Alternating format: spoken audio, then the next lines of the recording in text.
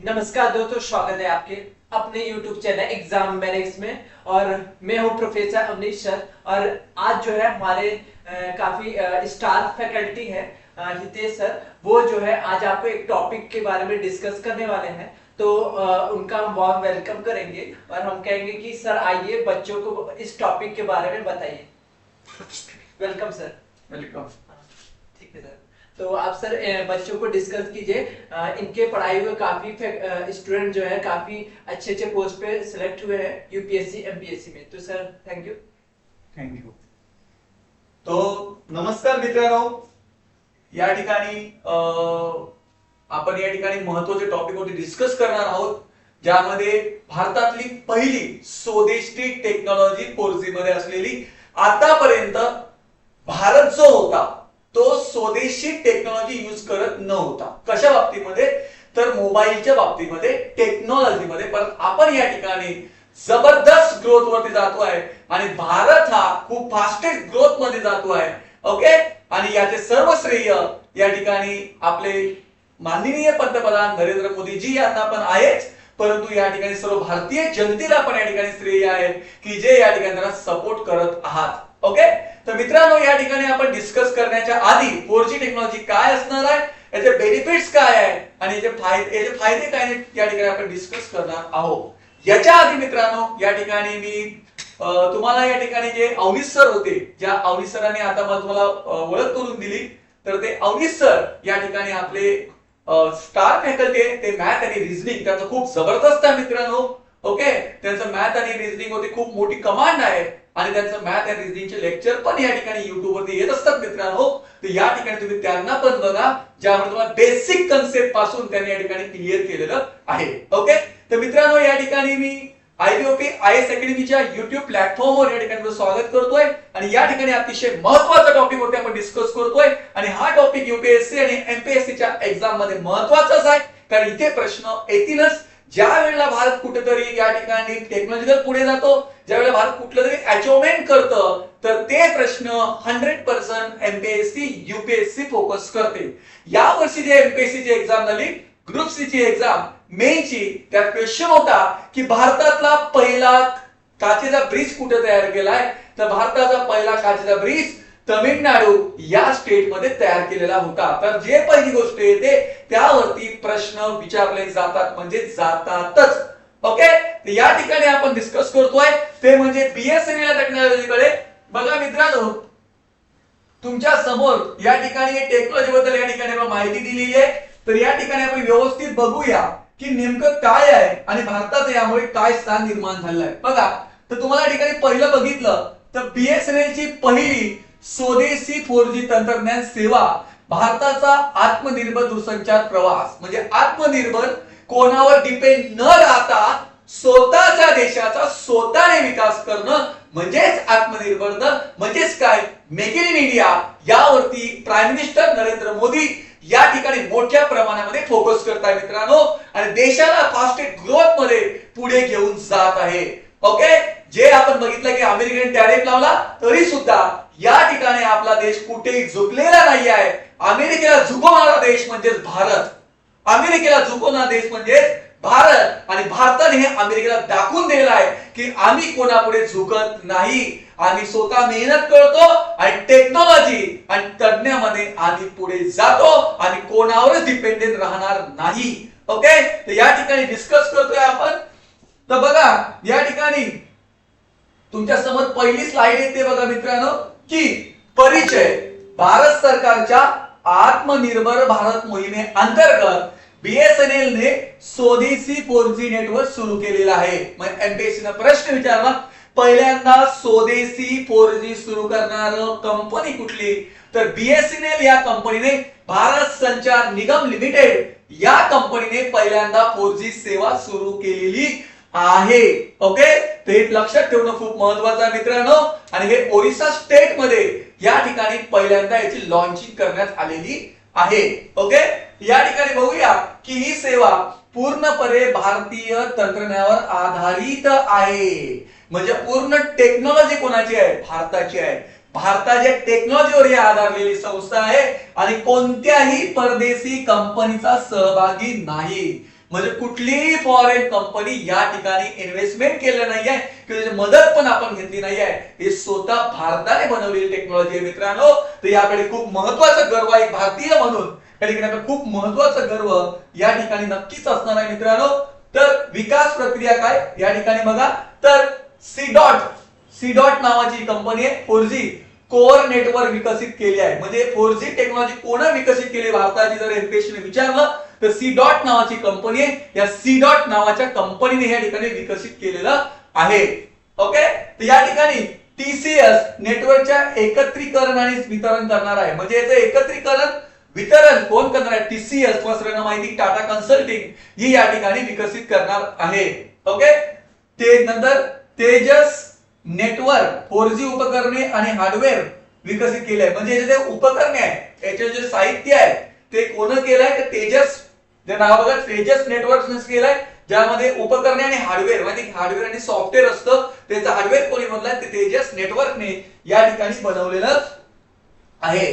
Okay, पुढे जर आपण गेले मित्रांनो तर सेवा प्रारंभ बघा, पहिली स्वदेशी 4G सेवा महाराष्ट्रामध्ये चंद्रपूर महाराष्ट्र येथे सुरू झालेली आहे. बघा, पहिली स्वदेशी महाराष्ट्रात जर विचार केला तर महाराष्ट्रामध्ये कुठे सुरू झाली?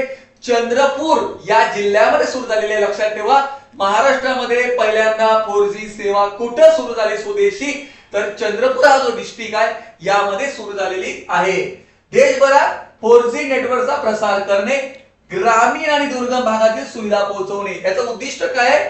गावापर्यंत, खेड्यापर्यंत, विलेज पर्यंत या ठिकाणी लोकांना मोबाईलची सुविधा मिळावी, मोबाईलला 4G सेवा मिळावी आणि गावातल्या लोकांचा विकास व्हावा, गावातल्या लोकांना सुविधा मिळावा, यासाठी सरकार हा प्रयत्न करत आहे.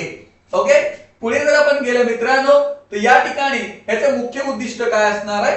तर बघा, भारताला दूरसंचार क्षेत्राला आत्मनिर्भर बनवणे, म्हणजे आपल्याला दूरसंचार टेक्नॉलॉजी मध्ये मोबाईल क्षेत्रामध्ये कोणालाही डिपेंडिंग न राहता एक टॉप लेवलची कंट्री बनवणं, हे या ठिकाणी आपल्या या आत्मनिर्भर भारतचं या ठिकाणी महत्त्वाचं उद्दिष्ट आहे. तुम्ही बघितलं असेल मित्रांनो की आताच या ठिकाणी 2 दिवसा पहिले इंग्लंडचे पंतप्रधान किम स्टार्मर यांनी भारताला भेट दिली होती आणि त्यामध्ये त्यांनी सांगितलं होतं की आत्मनिर्भर भारत, आणि त्यांनी स्वतः सांगितलं आहे की भारत 2028 पर्यंत जगातली तिसरी जागतिक अर्थव्यवस्था बनणार आहे. सध्या आपण 4th रँक वरती आहे आणि 28 पर्यंत आपण 3ऱ्या रँक वरती येणार आहेत. ओके, तर या ठिकाणी भारतीय विदेशी उपकरणावरील अवलंबित्व कमी करणे, म्हणजे फॉरेन वरती या ठिकाणी आपण खूप कमी करण्याचा प्रयत्न करतोय, स्वदेशीवर या ठिकाणी आपण महत्त्व देत आहे. भारतीय अभियंत्यांना प्रोत्साहन देणे, म्हणजे आपले जे इंजिनियर आहेत त्या इंजिनियरना प्रोत्साहन देणे, त्यांना नवीन नवीन या ठिकाणी त्यांना कसं मोटिवेट करता येईल ते जेणेकरून चांगलं काम करतील यासाठी प्रयत्न करणे आणि स्वदेशी 5G साठी पाया तयार करणे. आता आपण 4G बनवलाय, आता आपण 5G साठी प्लॅन करणार आहे की स्वदेशी 5G टेक्नॉलॉजी या ठिकाणी आपण विकसित करण्याचा प्लॅन असणार आहे. तंत्रज्ञानाचं वैशिष्ट्य बघा, याचं वैशिष्ट्य आहे 100% स्वदेशी सॉफ्टवेअर आणि हार्डवेअर असेल, म्हणजे ही टेक्नॉलॉजी 100% सॉफ्टवेअर आणि हार्डवेअर ही कशाने बनलेली आहे? तर भारताच्या स्वदेशी टेक्नॉलॉजी या ठिकाणी यूज केलेली आहे. ओके, व्हॉइस ओव्हर एलएटी ओके आधारित स्पष्ट आवाज सेवा यामुळे येणार आहे. त्याच्यामुळे याचा आवाज जो आहे तो स्पष्ट या ठिकाणी आपल्याला येणार आहे. याचा व्हॉइस प्रॉपर या ठिकाणी आपल्याला टेक्नॉलॉजी यूज केलेली असल्यामुळे उच्च गतीचे इंटरनेट आहे, अप टू 100 Mbps ची स्पीड असणार आहे, अप टू 100 Mbps ची आणि हाय क्वालिटीचे या ठिकाणी असणार आहे. ओके, आणि सुरक्षित आणि नियंत्रित नेटवर्क असणार आहे. ओके, पुढे आपण जर गेले तर बघा फायदे काय. आता याचा फायदा काय मित्रांनो? राष्ट्रीय सुरक्षेला बळकटी मिळणार आहे, ज्याच्यामुळे आपली जे राष्ट्रीय सुरक्षा आहे, जे सिक्युरिटी आहे ते आपल्याला सेव्ह करता येणार आहे, जे आपल्याला कोणाला लिंक करायची गरज नाहीये. पहिले कसं होतं की आपण दुसऱ्या देशावर डिपेंड होते, त्यामुळे आपली जे पूर्ण माहिती होती ते त्या लोकांना मिळत होती. आता मिळणार नाही, कारण स्वदेशी असल्यामुळे फक्त स्वदेशामध्येच या ठिकाणी त्याचा वापर केला जाणार आहे. पुढचा आहे परकीय तंत्रज्ञानावर अवलंबित्व कमी होणार आहे, ज्यामुळे फॉरेन टेक्नॉलॉजीवरती आपण खूप डिपेंडली कमी राहणार आहे, ज्याला आपला कुठलाही इम्पॅक्ट या ठिकाणी होणार नाही आहे. पुढचा आहे देशातील रोजगार निर्मिती होईल, ज्यामुळे काय होईल? टेक्नॉलॉजी आपली 4G असल्यामुळे आपल्या लोकांना काम मिळेल आणि लोकांना रोजगार मिळेल आणि अनएम्प्लॉयमेंट कमी होईल. पहिले कसं होतं की आपण त्या देशाकडून घेत होते, त्या देशांच्या लोकांना रोजगार मिळायचा, आता आपल्या देशाच्या लोकांना रोजगार मिळेल म्हणजे अनएम्प्लॉयमेंट रेशो कमी होणार आहे. आर्थिक बचत आणि आर्थिक स्थानिक विकास होईल आणि ग्रामीण भागात डिजिटल प्रगती होईल आणि गावामध्ये विलेज मध्ये डिजिटल टेक्नॉलॉजी या ठिकाणी पुढे जाईल असे या ठिकाणी आपण सांगू शकतो. ओके, पुढे आपण जर गेलं तर या ठिकाणी भविष्यामध्ये याच्या योजना काय. आता भविष्यामध्ये आपण जर विचार केलं तर ही योजना काय बघा मित्रांनो, एक मिनिट.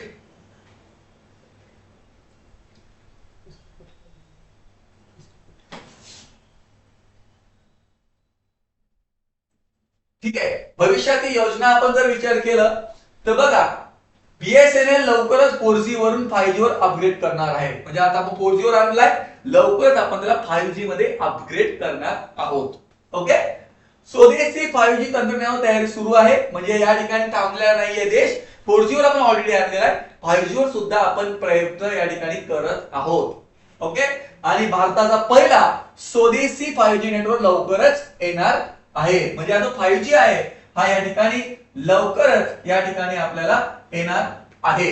ओके, निष्कर्ष काय आहे मित्रांनो, यामध्ये आपल्याला काय बोलाय, BSNL 4G हे भारताच्या तंत्रज्ञान स्वातंत्र्याचे प्रतीक असणार आहे आणि भारतीय संशोधन, नवोन्मेष आणि उद्योग क्षेत्राचा अभिमान यामुळे वाढणार आहे. ज्यामुळे संशोधन, रिसर्च, इंडस्ट्री या प्रत्येक क्षेत्रामध्ये देशाला मोठा फायदा याच्यामुळे नक्कीच मिळणार आहे आणि मेक इन इंडिया आणि आत्मनिर्भर भारत या ध्येयाची पूर्तता केली जाणार आहे.